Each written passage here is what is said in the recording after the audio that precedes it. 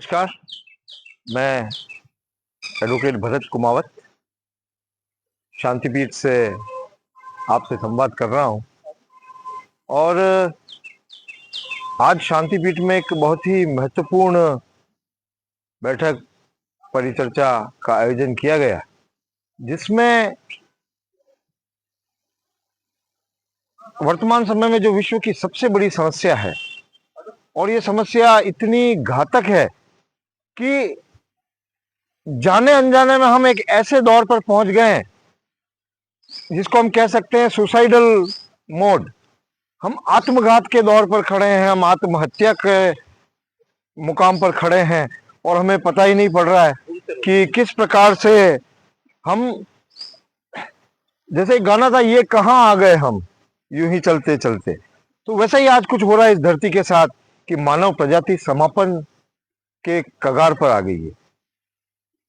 जलवायु परिवर्तन ऐसे घातक हो रहे हैं, ग्लोबल वार्मिंग हो रही है, तापमान बढ़ रहे हैं, कई सारी प्रजातियां जो कि छोटे छोटे जीव जंतु हैं जिनका हमारे जीवन में, मनुष्य जीवन में सीधा प्रभाव है,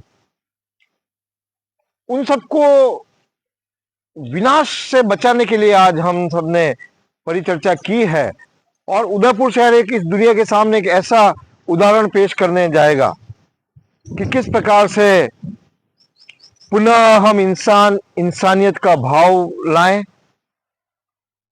हम जागकर देखें कि हम मनुष्य हैं, हम मानव हैं, लेकिन क्यों ऐसा हो गया है कि कई हमारी ऐसी आदतें हैं जो जानवरों से भी गई बीती है। तो क्या वास्तव में हमें ये स्वीकार है, हम ये स्वीकार कर सकते हैं कि मैं जानवर से भी गया बीता हूं, मैं दोषी हूं जीव जंतुओं की हत्या का, मैं दोषी हूं इस बढ़ते हुए तापमान का, मैं दोषी हूं इस पर्यावरण को नष्ट करने का। कोई भी ऐसा नहीं चाहेगा और मैं भी ऐसा नहीं चाहता हूं। इसीलिए हमने संकल्प लिया है आज कि उदयपुर को बचाएंगे, धरती को बचाएंगे, मानवीयता का जागरण करेंगे और वास्तव में उस सत्य को जानेंगे कि मानव का जो जन्म हुआ है, अगर परमात्मा ने, ईश्वर ने मानव को जन्म दिया है तो निश्चित रूप से उसके पीछे कुछ उद्देश्य हैं। केवल मात्र पशुओं की भांति खाना पीना, मैथुन करना और वंश वृद्धि करना ही मात्र उद्देश्य नहीं है मानव का।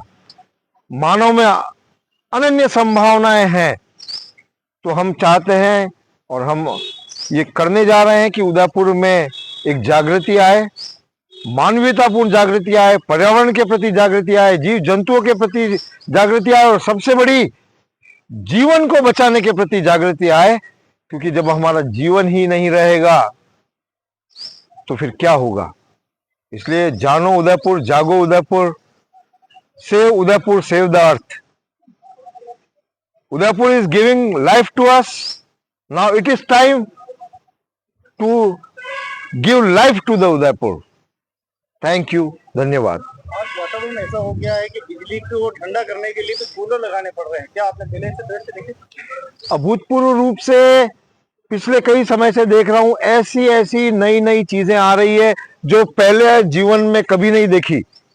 सबसे दर्दनाक, लगातार इस राजस्थान में जो मौतें हो रही है गर्मी के कारण, कभी नहीं देखा ऐसा।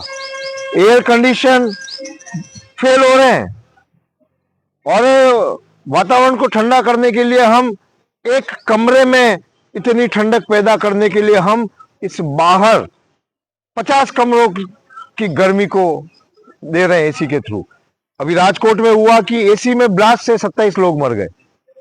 और एक बहुत अच्छा व्हाट्सएप पे आया था कि अगर हम कूलरों में जितना पानी डाल रहे हैं उतना अगर पेड़ पौधों में डाला होता तो कूलर की आवश्यकता न होती।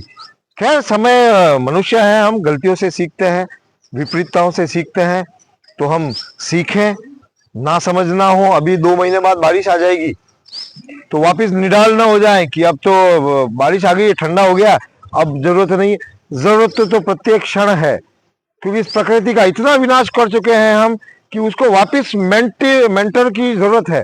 तो इसलिए निश्चित रूप से करेंगे। हम उदयपुर को जागरण के लिए आ रहे हैं, खुद को जगा रहे हैं, खुद समझेंगे, खुद सुधरेंगे, फिर आगे किसी से सुधारने और समझाने की बात करेंगे। धन्यवाद।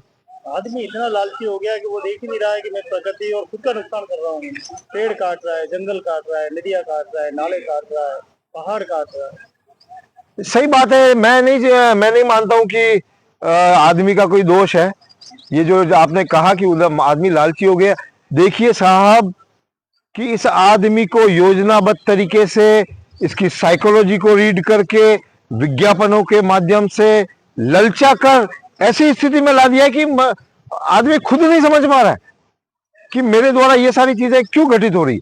इसलिए ये तो एक कुछ षड्यंत्र है कुछ लोगों का, जिनके पास इतना पैसा है, अथाह पैसा है कि क्या करे वो। इसलिए वो पूरी दुनिया में एक षड्यंत्र के तहत, आधुनिकता के तहत अपने उत्पादों का जो है वो बाजार बना रहा है। लोगों को जरूरत न होने पर भी फ्रिज, एयर कंडीशन, मेकअप सामग्री, कई तरह की ऐसी चीजें हैं जो आवश्यकता नहीं है, क्योंकि कुदरत ने जितनी सुंदरता दी है उतनी कोई भी मैन मेड सिंथेटिक चीज नहीं दे सकती है। इसलिए जरूरत है केवल इन सब के खोखलेपन को, इनके थोथे प्रचारों से ऊपर आकर स्वस्थ मस्तिष्क से, स्वस्थ मानसिकता से इन चीजों को समझ कर जीने की आवश्यकता है। और मैं कहना चाहूंगा, हमारे जानने की बहुत आवश्यकता है कि ये विज्ञान जो है उसके नाम से कई तरह के षड्यंत्र हो रहे हैं। और विज्ञान की एक लिमिटेशन है कि आज दिन तक दुनिया चांद पे पहुंच गई है, मंगल पे जा रहे हैं, लेकिन पानी की एक बूंद बनाने में आज कोई भी सफल नहीं हुआ है, खून बनाने में सफल नहीं हुआ है। तो कई सारी चीजें हैं। प्रकृति ने हमें जीवन दिया है, हम जीवन को प्रकृति दें और प्रकृति के अनुकूल जीवन जिएंगे, तभी हमें वास्तविक अंतर्मन की शांति मिलेगी। आप दुनिया का सबसे महंगा भोजन टेबल पर लेकर बैठ जाइए, दुनिया के सारे सबसे बेस्ट एसी को लगाकर बैठ जाइए, लेकिन अगर आपका मन खुश नहीं है, आपके मन में शांति नहीं है, तो ये सारी चीजें बेकार है। इसलिए ढूंढे मन की शांति को कि मन की शांति कहाँ है। धन्यवाद। पूरे विश्व में ब्राजील सबसे ज्यादा कहा जाता है कि सबसे ज्यादा ऑक्सीजन वहीं से प्रदान, वो देश भी पर्यावरण को लेकर ज्यादा और चिंतित है, वो ज्यादा पेड़ लगा रहा है। वही भारत में हम देखें तो उल्टा हो रहा है। नहीं, देखिए कहीं ना कहीं हम लोगों को ऐसा लगता है कि हम स्वार्थी हो गए, हमने अपने आप को सब चीजों से काट लिया है। आज इतनी विभत्स स्थिति है कि कहीं ना कहीं हम बच्चे ऐसा सोचते हैं कि हम माता पिता से भी अलग है। माता पिता सोचते हैं कि हमारे बच्चे जो है हमारे भाई के बच्चों से अलग है, हमारी बहन के बच्चों से अलग है। और परिवार के लोग सोचते हैं कि हम जाति के दूसरे गोत्रों से अलग हैं। जाति के लोग सोचते हैं कि हम दूसरी जातियों से अलग हैं। और एक क्षेत्र के लोग सोचते हैं कि हम दूसरे क्षेत्रों के लोग से अलग हैं। एक देश के लोग सोचते हैं कि हम दूसरे देश के लोगों से अलग हैं। लेकिन वास्तविक सत्य यह है कि एक व्यक्ति इस संसार की किसी भी चीज से अलग नहीं है। इसीलिए तो कहते हैं इकोलॉजी, जो कहते हैं पारिस्थितिकी तंत्र, कि अगर इस धरती पे एक तितली मरेगी तो उससे हमारा चंद्रमा प्रभावित होगा। इसलिए ये इस चीज को, सत्य को जाने, हम अध्यात्म की शरण में जाएं। और भरा पड़ा है हिंदुस्तान में अध्यात्म, तो इसलिए हम जब तक से भेद देखेंगे, परायापन देखेंगे, एक दूसरे चीजों से अलग करेंगे, तब तक हम भ्रम में जिएंगे और सत्य से दूर रहेंगे। और जब तक हम सत्य से दूर रहेंगे, हमारे मन में पीड़ाएं रहेगी, और जब तक पीड़ा रहेगी शांति नहीं रहेगी, और जब शांति नहीं होगी तो हमारा जीवन ही व्यर्थ है, और फिर हम खुद भी परेशान होंगे। अशांत मन से हम अशांति ही बांटेंगे। एक कहावत है कि मनुष्य के पास जो होता है वही बांटता है। इसलिए जिसके पास शांति है वो शांति बांटेगा, जिसके पास लालच है वो लालच बांटेगा, जिसके पास अशांति है वो अशांति बांटेगा। लेकिन अंत में प्रकृति ही शांति देगी। ऐसा लोग क्यों कहते हैं? भरत कुमार तो कुछ भी करता रहता है। वो तो हर कोई कुछ भी करता रहता है, इसमें क्या बात है। अब करते रहते हैं तो कर रहे हैं। हाँ ठीक है, कुछ गलत किया हो तो बताएं, निश्चित रूप से मुझे आके कहना चाहिए। कुछ भी नहीं, भरत कुमावत वही करता है जो करने की आवश्यकता है, क्योंकि सोचता है, समझता है और भावनाओं से जीता है। क्योंकि संसार में भावना ही वो है, भाव रूप में ही ये प्रकृति हमको पानी दे रही है, भाव रूप में ही ये हवाएं हमको जीवन दे रही है, भाव रूप में ही ईश्वर ने हमको शरीर दिया है।